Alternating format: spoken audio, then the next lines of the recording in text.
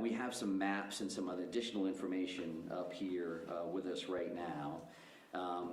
I will talk about a couple of these locations here to the best of my ability. Obviously, there's a lot of us here, and this isn't ideal as far as these maps go. But if you look at this boat launch overview as an example, this dot here is that Lisbon boat launch area that we've discussed. That's where the suspect's vehicle was located ultimately, that white Subaru station wagon. And I will also say that we'll have these three primary maps, but this QR code here, and whether you can get it from your seats or come up after the fact, will give the digital version of those, so you have those readily available. You certainly understand how all of that works. So we talk about that boat launch area, and that particular location is 501 Lisbon Street. Pejebscott Landing. Pejebscott Landing is at this location. I believe we have some of our friends from the media that are out in that area now. And what will happen in this general location today is that we will be putting divers in the water along that Androscoggin River, which you see here. And that's going to look like a couple of different things. So the very first thing that you're going to see out there is you're going to see some air resources that will fly over this particular area. And they're looking to see what can we clear from the air. Do I have to put divers in that particular area, or can I tell from the top, based on the current and how muddy the water is and all those other things, can I see to the very bottom here? So that's going to start this entire process. Then there's going to be some screening and some divers that are actually in the water that may start on this side by the boat launch and will continue on this side. I would envision at some point that we'll be moving over to these particular locations here for ground searches as well. So that's gonna look like a bunch of different things. So they could be dragging a diver behind them, literally, while that diver is checking for evidence, checking for potential bodies. And I would also say that while this is going to look like a major focus today with a lot of people, we have a lot of other irons in the fire. So I'm not here saying that the suspect, we know the suspect is in the water and this is what we're doing.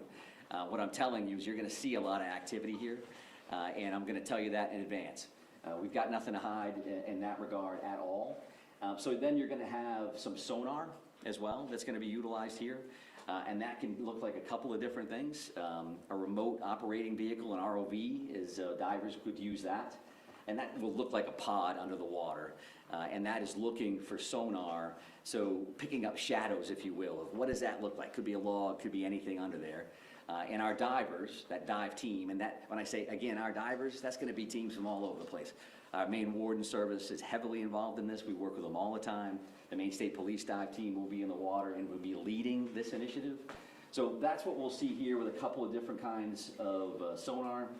And then along the shoreline, you're going to see a line search, if you will. That means literally officers on line as they're working that shoreline. And of course, they're looking for evidence. They're looking for anything that may help them down the road. Now, I say you'll see this because for us, we want to make sure that we're working with you. So there is a church parking lot across the road here. And there's also some parking available on this side of the road. Mark Laddie, who is the PIO from the Maine Warden Service, and some officers will be in this area to assist. So if you decide that you want to go to that location to pick up video and see what they're up to, then I think there's some parking opportunities here. This 196 can be busy. This area here happens to be pretty low speed. At least that's what the speed limit is. So we're going to be around there to try to keep that as safe as possible. But we want you to be mindful that we may ask you not to stand on a railroad trestle, or we want you to get your coverage. We want to be partners with you. However, you're not going to be able to have full access to that site. I think that's common sense. And we want to make sure that you can do your jobs and we can help you facilitate that.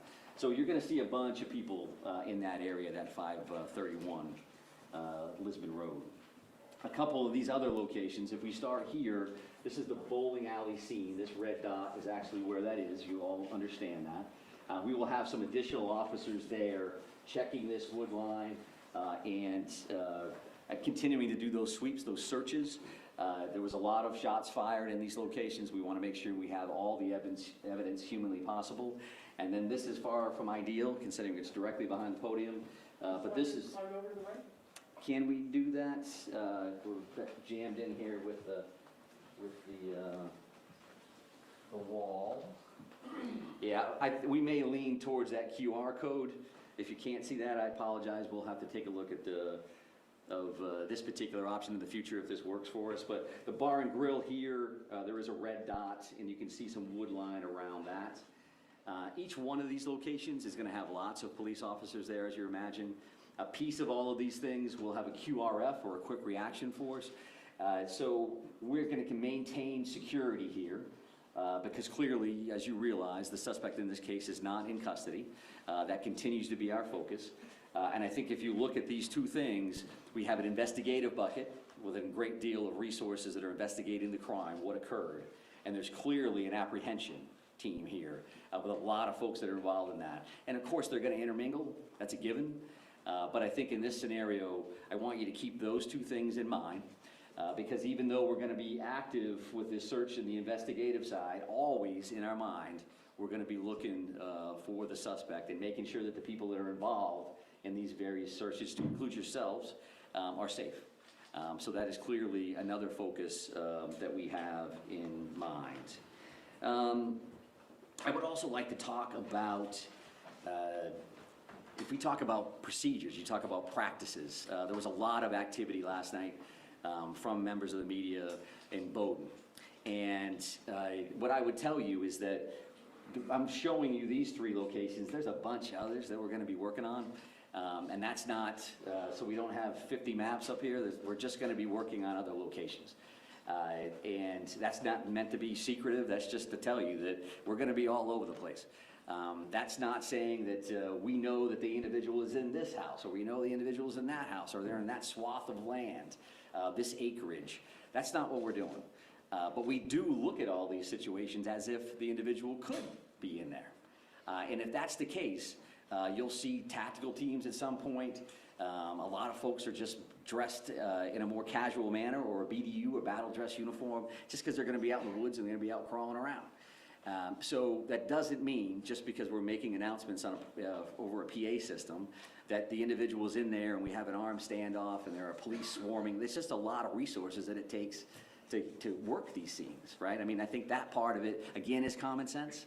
And we want to be as forthright as we can around that as well. We won't be able to say every time we're hitting a location, hey, we're going to be at this spot, and because it's just not practical. And it's not safe for a lot of folks. So if you hear announcements in PA systems, as an example, a piece of that is us just giving notification that, yes, in fact, we are the police. We are going to be knocking on this door. We would like you to come out if you're in there. Some of that is case law oriented. Some of that is best practice.